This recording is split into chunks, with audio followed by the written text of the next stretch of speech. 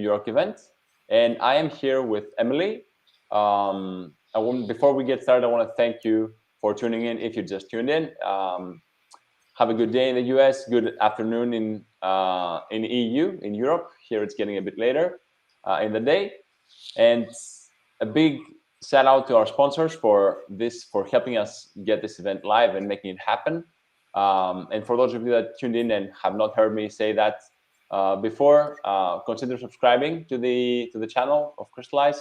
We are doing a lot of tech-related React, and not only React related topics that we're doing also live throughout the month, and every week we have a new YouTube video coming up.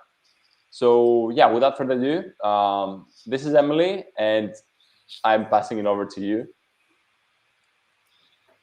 Hey everybody, thank you guys for having me. I'm excited to speak today. Kind of get started, my name is Emily Thomas. I am one of the engineering managers at Bellhop. I get the privilege to manage a team that's focused on the front end. And then I've historically always swayed towards customer experience and growth in my personal career as well. If you've never heard of Bellhop, we are a startup that's the fastest growing tech-enabled moving company in the US. So our core mission is to change the way you move, and we do that by using tech all the way through your process with moving. When it comes to using our order flow that's completely online, our customer dashboard, and even determining how many movers and hours that you need, we try to solve all of that through tech. So if that sounds interesting to you, or anything that I talk about today sounds interesting to you, we are hiring many roles in engineering, specifically in the back end. We're also hiring a senior product manager and a few marketing roles as well. So feel free to go to bellhop.com, check out our careers page, or hit me up on LinkedIn if you want more information on that. But we'll go ahead and get started in this presentation talking about performance today. All right, so, well, this is a little awkward. It's a loading spinner. See if the page loads. Let's see. It's kind of awkward, but actually, I'm just kidding. We've all seen that spinning wheel of death, as a lot of people call it, on every application, every website. And what happens when we see that? Well, my first reaction is to maybe use a different product. Our attention spans are so short right now that if something loads for a little bit too long, we're super easy to jump. And so for any customer-facing company or application, that comes to light super quick. It's only a matter of time before somebody in the company is talking about how performance is bad, and we need to fix it so that we don't lose customers. And as kind of was brought out in the last talk as well, Google relies on it heavily for ranking, which is also really extremely close to home for a lot of companies that rely on those SEO rankings to get business. So for Bellhop, it actually happened last year where we got this message in Slack from Andrew, or what I like to call our resident SEO genius. He messaged me in the PM and said, hey, our site lighthouse scores are really low and this is affecting SEO. Can we prioritize this? And usually if you've ever worked with products, usually they say no to requests like this. But for some reason, our great PM Jess said, yeah, we can fit that into our roadmap. So that triggered this facial expression on our engineers' faces. Because to be honest, performance isn't always the thing that front-end engineers want to work on. It can be a little bit of a black hole, hard to understand. And let's be honest, features are sometimes more fun to work on. But nevertheless, we were kind of stuck in it at this point, so we had to come up with a plan. So we decided to kind of focus on it for 1 quarter. We would even hire one engineer who was really good at performance in order to kind of kickstart this and provide some direction for us for that quarter. So how did we start? Well, we started with code splitting, which is something that React offers as a feature that it does for you. And we thought we were going to get a lot of stuff like that. This ended up being a lot harder for us than we anticipated, but we got to a point where every page in our application was code split. So we thought that was really going to help us out. The second thing that we did was a lot of tree shaking. So essentially what tree shaking is every import instead of importing the entire package or NPM package, we were only going to import the actual function that we used. So we thought that was also going to help us a ton. And then the last thing we did was we deleted a lot of stuff that we didn't use. So if there was any dependency or NPM package that we were using that we thought wasn't really integral to the purpose of the application, or maybe it was just stale, or maybe we could do it in a better way by using our own code, we got rid of it. So it was a lot of code deletion. So at this point, we did these three main things and then a ton of other little stuff to increase our performance. And so we were expecting some really big wins. But what ended up happening was a great whopping 5-point increase. And if you listen to the talk prior to this, it's not really that great. It didn't get us out of the red zone. We were still really bad. And this obviously didn't make our product team happy or our marketing team happy. And to be honest, engineers weren't really happy with being defeated by performance either at this point. Everyone had a lot of skin in the game. So we decided to come back around to it and kind of think about the problem in a different way. So we really dug into our performance scoring and what it was telling us to do. So this is a screenshot of our report from April of web.dev. You can see our performance score at that point was 27. And one of our biggest offenders was unused JavaScript. And this was kind of shocking to us because we did a lot of work to get rid of unused JavaScript. So how come there was still so much of it? Well, what we realized was when you load to the home page of our site, which is getbelhops.com, it loads to the initial site, but it also was loading JS that was necessary like 7 pages deep in our funnel, like to check out or book an order. And even our best code splitting efforts in the framework that we were in weren't really working to get rid of it. The other thing was we were using different APIs all in one product, and they weren't necessarily used to each other. So what we decided to do was kind of take and kind of mold in our 3 different features that we thought were in our site. So for us, that ended up being a customer dashboard was one aspect of our site. Our booking flow was one aspect of our site, and our marketing site was one aspect.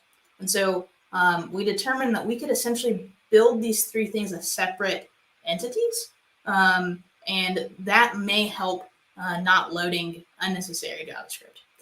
And the other thing that we kind of looked at was our framework that we had chosen, which I'm not going to throw anybody under the bus and tell you guys what that was, but it just didn't have great performance enhancing features out of the box. Anything that we wanted to do had to have a custom engineer go look at it. So that was another core problem that was affecting our performance. So we devised a plan after looking through this stuff, and essentially this is our micro front-end diagram that we kind of came up with. Bellhop.com, we wanted it to be a seamless interaction for our customers. They shouldn't realize that they're actually viewing different applications depending on how they navigate through our site. But from our aspect, these should be completely different hosted applications. And again, to reiterate that we determined those into 3 different buckets that we wanted to do. But it was really important to us that all of these things were super consistent. And then we kind of had to look at our framework that we were using. And we decided we needed to make a change. And we kind of naturally fell into NextJS. A lot of the engineers on our team had previously worked with NextJS, had a lot of knowledge on them, but was the nail in the coffin for us, or sealed the deal, was the fact that these main 4 bullet points here of they had inbuilt optimization for images and scripts and fonts. And those 3 things are usually your biggest offenders when it comes to performance right out the box. So if we didn't have to come up with solutions on how to fix those ourselves and kind of hack it together with different tools, that was going to be a big save of development time and reliability kind of for us as well.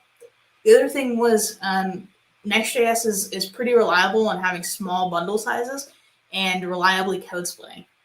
They use this page type code splitting thing that just kind of worked out of the box for us. And we essentially didn't have a lot of overhead in using NextJS either, as we would have from some other framework. And then the last thing was that NextJS has a lot of features that make using micro-frontends easier. So they have what they called a rewrite helper. And essentially what that does is at your root level of your application, it determines that if someone tries to hit a certain path, well, actually like an internal path. So let's say just /book, that path won't actually hit something in that application. We can reroute it to an external application of whatever URL we want. So that was something that was going to really help us figure out how to orchestrate these micro front ends together. So that's kind of the reason why we went with NextJS and some of its benefits with performance. So you might be asking, well, how can I do what Bellhops did? And we kind of wanted to make these things that we could continue to look at as we build new applications, and then anybody else could as well. So we broke this down into a few steps. The first one is find natural functional breaks in your application. It's really important that you don't force micro front ends. If there's no logical way to do it, then you probably shouldn't do it. But if you do find yourself in a place where either business logic breaks up your different applications in your monolith, or maybe even tech requirements, maybe you're using different APIs in different parts of the program, those are all natural breaks that can happen to break up your application. So it's really important to find those and not to force it. The second thing is to understand the trade-offs. There's always going to be positive and negative trade-offs when switching from a monolith on your front end to micro front ends. So one big thing is it's harder to keep consistency between now having 3 applications versus 1, right? How does those applications look and feel, and is that all cohesive? Is the code standards between those repos cohesive for your engineers? And then how does it affect developer speed in producing new features if they're in different repos? But on the positive side, one benefit that we did see was it increased our time to get code in production. So we operate on a really nice CI/CD pipeline here. So we were able to take like a 10-minute build and break it up into different pieces. So like one application was 5 minutes, one was 3, one was 2. And so we're much easier to get code into production. So there's a ton of little trade-offs like that you kind of have to consider that are probably going to be unique to your particular application. The next thing was choose one framework across all your applications for consistency. Strongly advocating for NextJS because of a lot of the inbuilt tools that make this process a lot easier. But it doesn't have to be NextJS. You can still get these results from a different framework, but they usually work together better and route together better when you keep some consistency between them. Not to say that it is impossible if you don't. We actually did like a stair-step model and how we switched our apps over. And a lot of the problems we were facing was merely because we were having different types of frameworks and they acted a little differently in our hosting situations. So, and then the other thing is it's easier for engineers to develop several apps when there's consistency between them. So even though we're breaking up things, just the one thing that I can hone in is make sure that things are consistent. And this one actually is one thing that we didn't do that is really integral to the process. Create a good hosting game plan for your application and test that early on. There's several ways to do this. Microservices that point to one domain. In our use case, we wanted to make sure that we didn't have subdomains. They were all just going to be paths of a domain. And so to do that, there's like three or four different ways you can do that. One is using a load balancer, something like Nginx to do that. One way is to use something like CloudFront to route when it tries to hit the server to route it to a different application. And then another way to do it that we saw is through Vercel. Vercel kind of works really nicely with NextJS. And so those are kind of your options there, but it's really important to figure out what's going to work for your company. For us, we decided to land in the AWS world. So we used their tool called AWS Amplify that basically provisions out CloudFront, Lambda, and S3 resources for you and orchestrates all of them. And so we were able to do our hosting through our division of microservices through CloudFront. So certain URLs will point to certain Amplify apps. One other option that we looked at was the Vercel way, which works really cleanly if you have more control over your hosting situation. Vercel works really nicely with Next.js in order to do this as well. The other thing is create sensible routing between applications. So when you go from a monolithic app, you usually have a lot of links or router pushes to different parts of your application that will essentially all break when you make them into a microservice. So that's another big thing to look out to, and it is to make sure that all those links are fixed and it's actually pointing to an external link or an internal link when it should be. We really liked using Next.js's link component that they have inbuilt into their tool because it can auto-detect if that application is internal or external and make sure that it gets pushed to a right place. And then one thing that I would say is make sure to measure your success, right? So have a goal of where you are currently in your performance and where you want to be, and keep measuring that as you make iterative changes, because performance isn't a thing that one size fits all. One thing's going to fix your application. It might be different from application to application. Also, make sure to time cap the team. You know, it is a black hole of performance, but it's a manageable black hole if you make sure that your goals are tied to times. And then one last thing that's super important is to get buy-in on this. For us, our phase one of this project took six weeks of time. And so that's a considerable amount of time in a fast-paced company. But make sure that you really sell the value because it is there. It can help your customers exceptionally well, can help your SEO exceptionally well. So at this point, there's one question that I haven't really answered, and that's what did our performance change to? And so we're currently halfway in our process. We've done part one, and we're scoped to do part two here in the near future. But you can see that we went from 27 to 65. And we saw considerable increases in our time to interactive, our largest contentful paint, and our speed index. And so we know for certain that we can get this even higher than this, but this is kind of where we are at the halfway point. So micro-frontends have really been proved to be useful for us. So, are there any questions or anything? I'd be happy to take them now. I think that there is one that kind of started from before. It says, how much of a performance improvement as reported by Lighthouse do you think would remain if you were using micro-frontends alone? So kind of taking out the Next.js portion of it, I think you can get equivalent. It's just going to take a little bit more time to beef up the solutions around like image optimization, script optimization, stuff like that.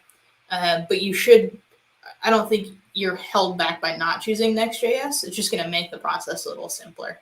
But you can most certainly do the same thing with a different framework as well. Okay, the next question, how do we share the app shell and common components between the micro-frontends? It's a great question.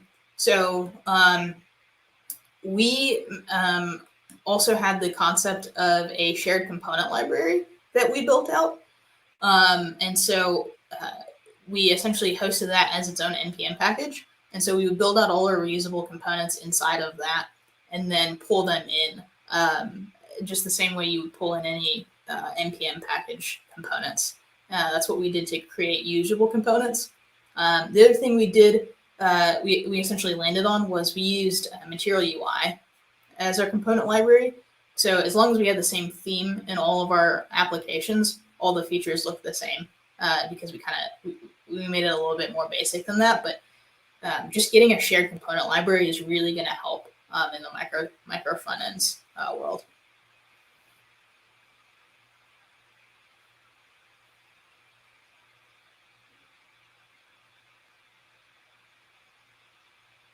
Okay, so how is auth handled between the micro-frontends? Is the user context passed through via links? We don't have a great use case for this now. Although there's ways to do this with parameters, JOTs, passing those in with the link. There's ways to do it. Most of it's going to be through params and links if you needed to do that. The main thing is we split our apps where you wouldn't need auth anymore. So we didn't make any splits where the same auth would be used.